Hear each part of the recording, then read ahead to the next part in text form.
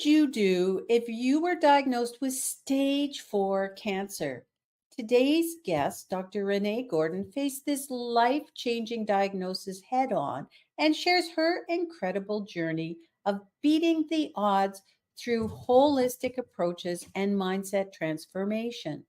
As America's #1 love and relationship coach, Dr. Renee brings her unique perspective on how positive thinking and holistic health and lifestyle helped her overcome this challenge. Hi, I'm Debbie Sadie-Fi, and welcome back to the Proven Cancer Strategies Revealed 90 Days to Cancer Resilience. And we are on day 77. In today's clip, Dr. Renee shares how she turned her diagnosis around using natural therapies, nutritional changes, and a powerful mindset. Her story is one of resilience and hope. Let's dive into Dr. Renee's inspiring journey. Dr. Renee is America's #1 love and relationship coach. She's an in demand speaker and ordained minister and has helped over 1,500 couples find love.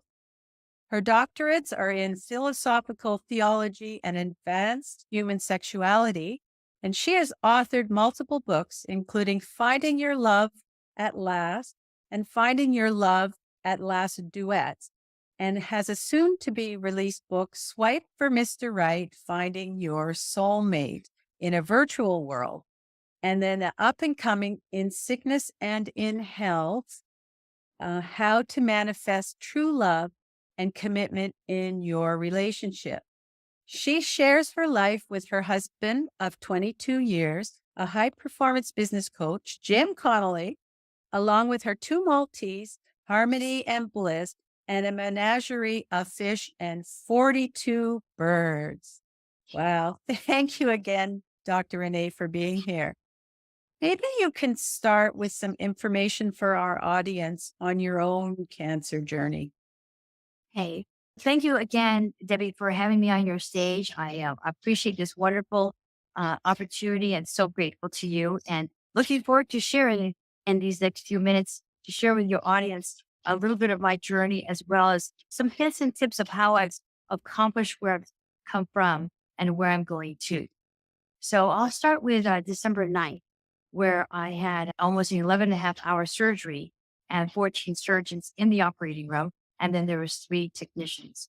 What they did is they took out a 9.5-pound tumor out of my tummy, and they took it out, and there was another one next to it the size of an apple. The bigger one, I called it, I called it a name, like a monster name, but what it was is 9.5 pounds. And it was the size, a little bit larger than a cantaloupe, a little smaller than a watermelon.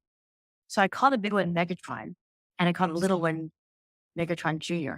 I did it because I named it because I wanted to get rid of it. I named it because I didn't want to own it. And that's a distinction in the mindset. They took it out, and before they did that, and before I went under, I asked the surgeons, and I was still wide awake. They hadn't given me the gas yet. I said to them, when you take this tumor out, please make sure it doesn't break, because they're going to put it in a little, like a salad bowl, because it was so big. And they said, we'll do our very best. And so I think, okay. When they did take it out, it did break. And a lot of the liquid that came out of the tumor had leaked into the cavity. They did their best to section it out. I went back. I was in the hospital for 2 weeks recuperating. And the 3rd week I was out already. And they did a follow-up appointment. They did take some more blood tests, and they did say that I'm now stage 4 because it now spread. So I wasn't supposed to be alive after the middle of February of 2022. That's of this year. Mhm. And so I said, what am I going to do? And I had to change my mindset. I named it. I got rid of it. Now there's things, and now it's all over my body because all these little robots, or whatever you call it, like I said, I didn't want to call it the cancer word. So I called it different things because I didn't want to own it. So it's all up here in your mindset.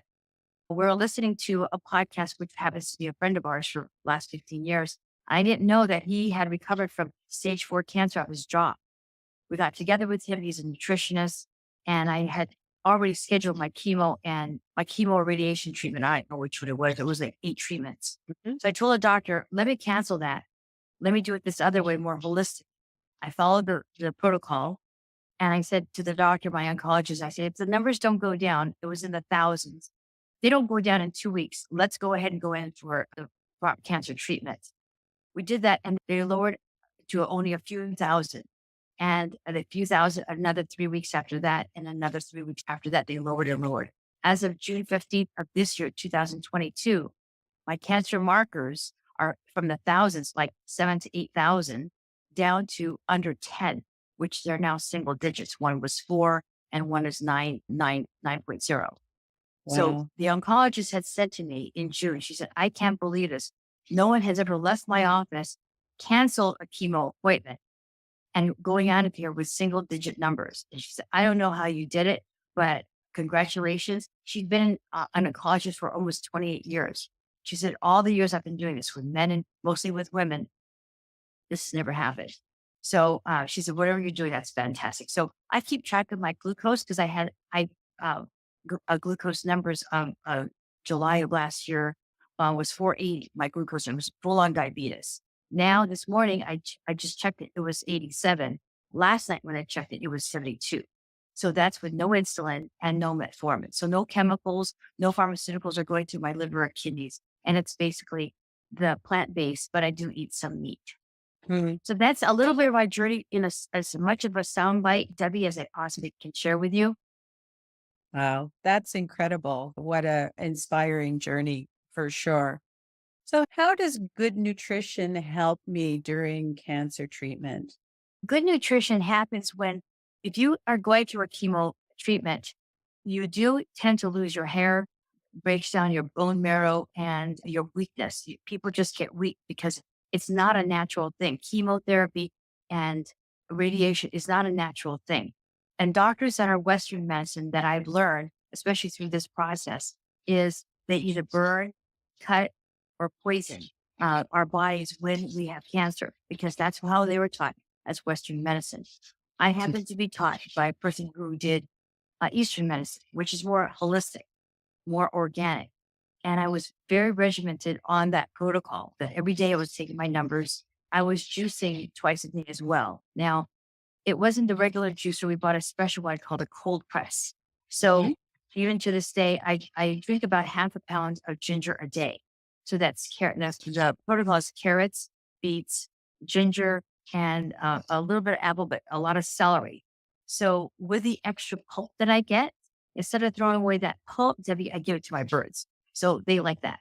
So what happens in the cold press, one goes out with juice and the other side goes out with pulp. Dr. Renee's journey is a powerful reminder of the strength of the human spirit and how a combination of mindset, nutrition, and holistic treatments can play a huge role in overcoming serious health challenges. If you found this clip interesting, please like and share the video. And don't forget, you can sign up to access all 25 expert and survivor interviews delivered daily to your inbox. Just click the link in the description below to join us on this journey to cancer resilience. Thanks for watching and remember to stay resilient.